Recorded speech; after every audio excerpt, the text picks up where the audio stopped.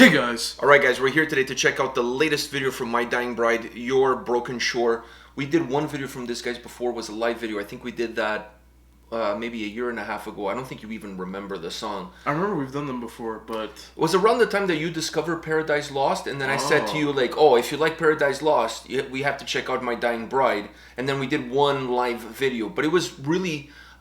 way over a year ago. I'm gonna say about a year and a half ago, and it was. Well, if it was at the start of my love for Paradise Lost, then it was really long time ago. Yeah. I think it was, like I said, a year and a half. I don't remember if it was a Throwback Thursday, but anyways, I remember being a live video, and we did one, and you never mentioned the band to me again, so we never really went down that road again. But now they announced that they have a new album coming out. After a very long hiatus of not putting out any new records, they have a new album coming out on Nuclear Blast, and this is the first single, the first video. Maybe not the first single, I think they may have released a single before, but definitely the first video to come out from this upcoming new album. Okay. And when it hit the internets, I was like, okay, we gotta go back to the well. I'm dying to check out this video and this single, because obviously I want to get the album for review, but I really want to get my... I want to dip my toes in the water and see what this new album has in store for us. Okay. So, are you ready? Yeah. All right, let's do this. All right.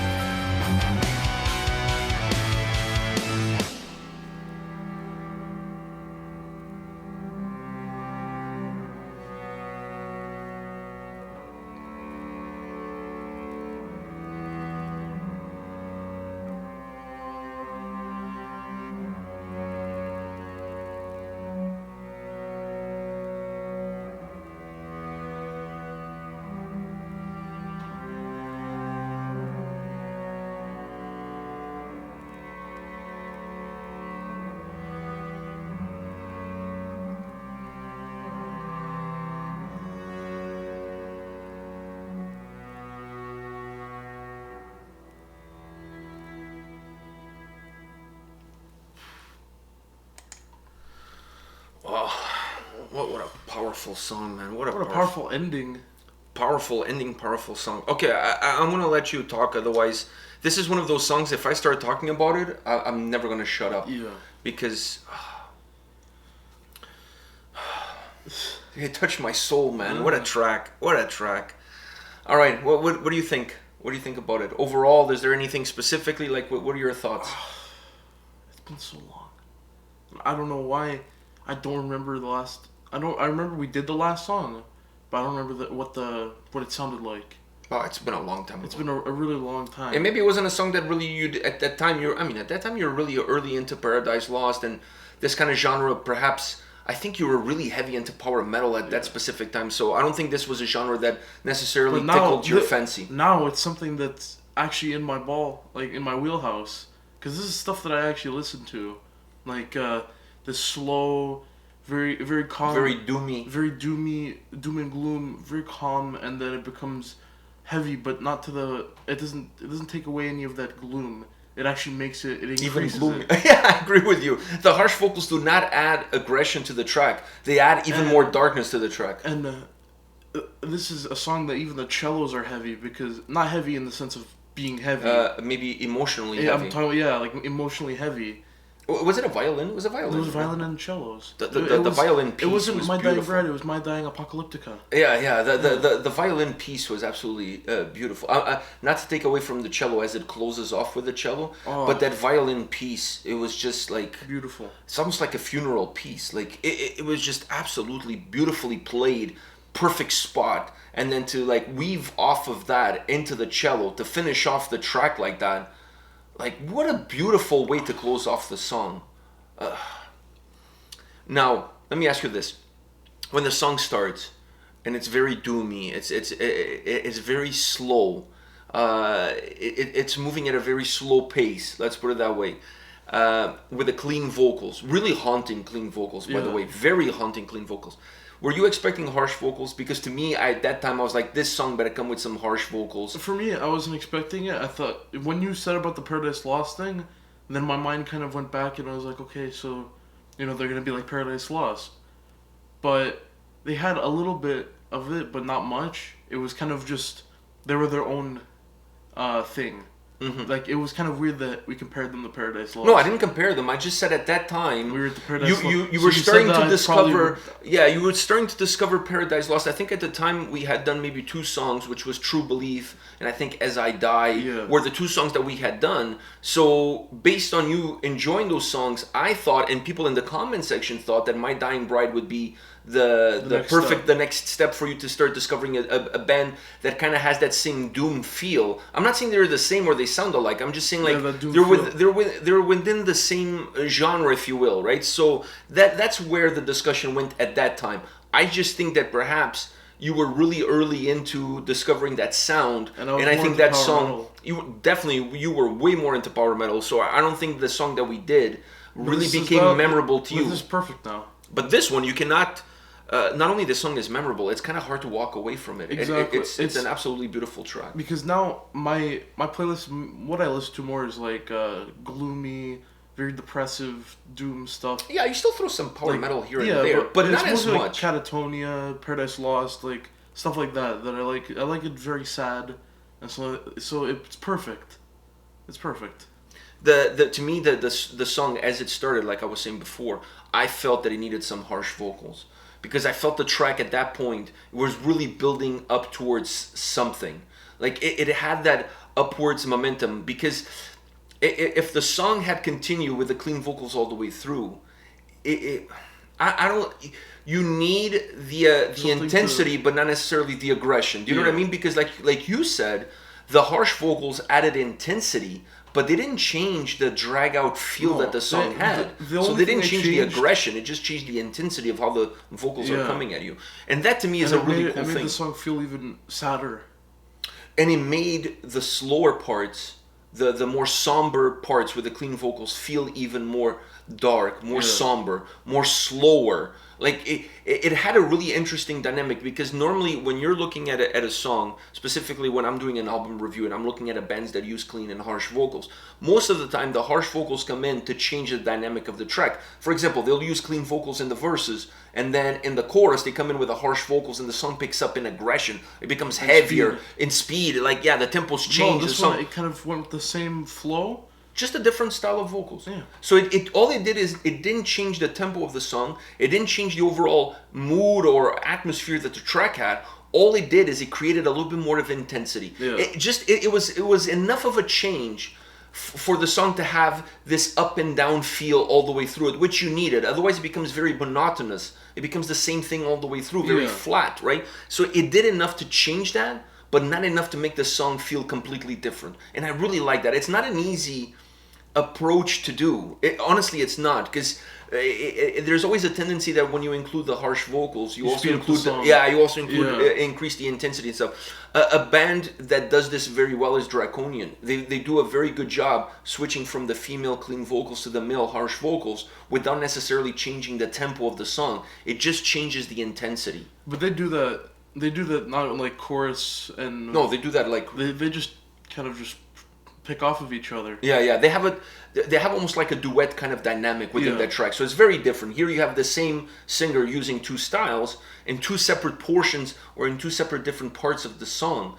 But the key thing is still not to change that. You still want the song to feel like you're dragging your body through the mud. You still want that feel all the way throughout. You just need something to give the song a little bit more intensity, to make the song a little bit more robust. Because if it's clean vocals all the way through, it kind of becomes monotonous. So you need something there. But you don't want to change the overall vibe. You just need something to kind of give the song a little bit of a pick-me-upper, if you will. But this song is beautiful, man. The vocals, the guitar melody. The guitar melody is absolutely incredible.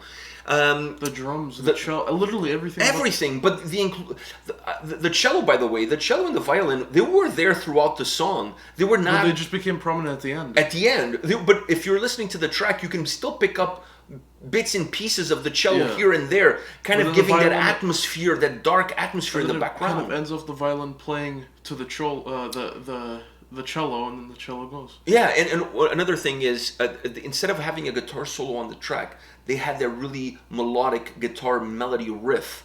That a song like this, we've talked about this when we were talking about Convent, how a Death Doom band that we did last week, and when you have a track like that has this kind of a build-up, this kind of a structure, it's really hard for you to insert a solo. I would say it's nearly impossible, because it breaks it kills the song, it kills the mood of the song, it just completely destroys it. Usually solos are very uplifting, or they're very dynamic. At least, even if they're not uplifting, you can still have a very dark riff, but it's very dynamic. It almost feels like it speeds up the song. In a song like this, you don't want that. You want that drag out effect to be all the way through. So by coming in, instead of a solo, to come in with a guitar melody that has that same somber effect that just adds to that, and then behind that guitar melody you can hear the violin, you can hear the cellos perfectly, and then to close off like the way they did with everything disappearing, violin merges into the cello, absolutely magnificent. What an incredible track. I mean, what an incredible. I'm really hyped for the album. So I'm really hyped for the album. Can't wait to get the album to review it. All right, guys, this is it today. But come back tomorrow. We'll have more videos for you. See you guys. See ya.